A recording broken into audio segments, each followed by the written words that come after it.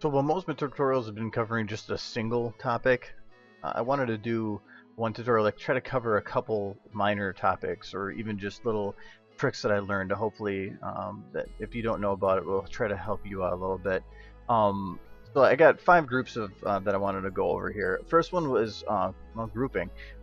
You'll see here that in the animations editor there's just a large list of models, lights, and cameras, and it's hard to tell what goes where. If you want to keep this organized, you may have seen it in some of my tutorials before, just right click the background here, go to show scene hierarchy, and this will break down everything into groups. Most of these I've made myself, but lights and cameras are going to be groups that are created automatically.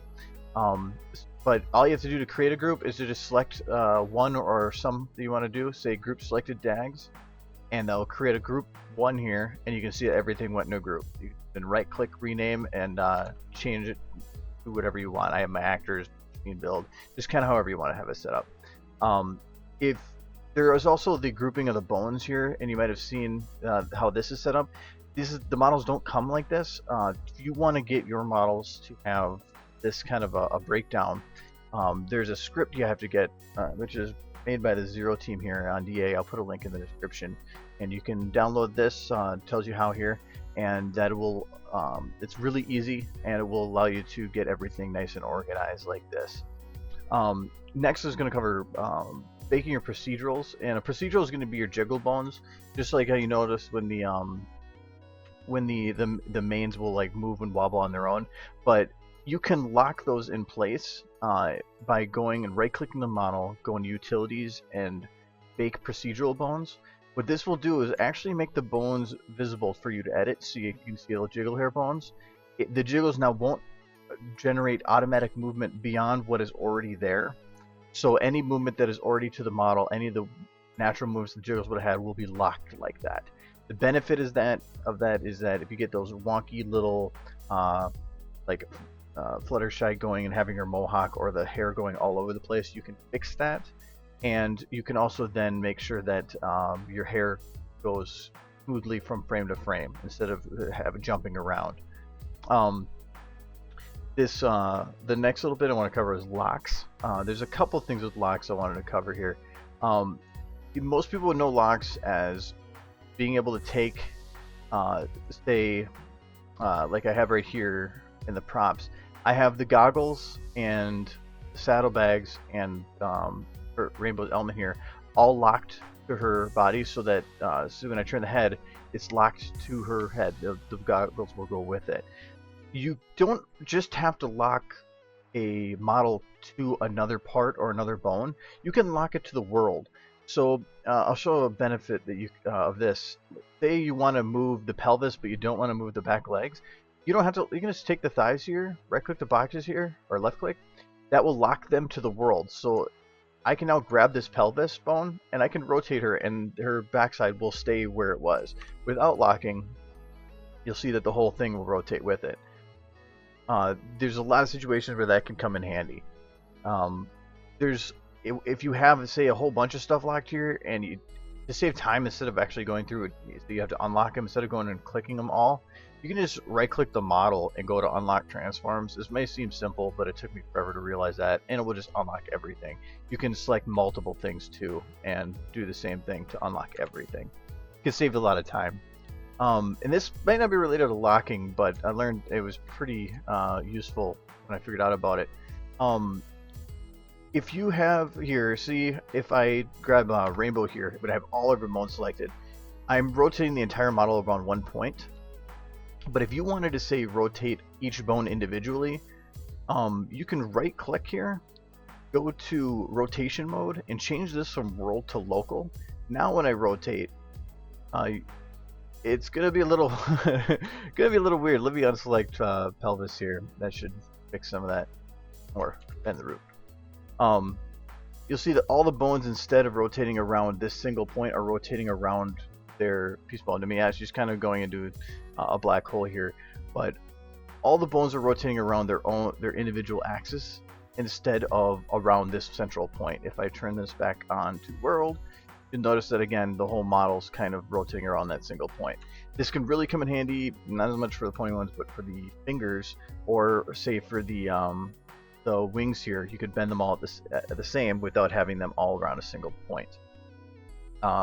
Next I want to cover was eyes. And there's two little tricks I've learned with eyes that are nice. First is when you're animating eyes, say you have, I'm just going to throw down some quick animation here. So let's say you had, eyes got sad here, and then got, they went raised up or something. You know, just, you had a bunch of animations, but you wanted to, at some point in here, you wanted to make her blink. Well, say from here to here, you wanted to have a blink here. You'd have to go down each one of these, and if you keep going too far, you can see that it's starting to go into the negative underneath here. And going through and zeroing all these for a blink is annoying. Little tip: just hit it with a 0, and then close the eyes here. This will make it so that this is a perfectly good blink, and then you can also drag this and move it around, because this center spot is always zeroed. It means that it's always going to remove everything and then put up the eye close. So you can move this around to anywhere you want, and it will always make sure it's a blink, and it will have a smooth transition in and a smooth transition out. Next thing with eyes is actually the lighting of the eyes. So let's set 0 again here to eyes back to normal. So well, actually make it so she's not as creepy. Okay, so in here I actually have the eyes lit slightly. There is a way to just light the eyes and just the eyes, and I'm going to put a link here for Raptor's tutorial, because he covered that and he did a good job with his tutorial, and I'm not going to redo that. But most people, when they think of lighting the eyes, they're thinking of something like this, where you're getting this bright glow.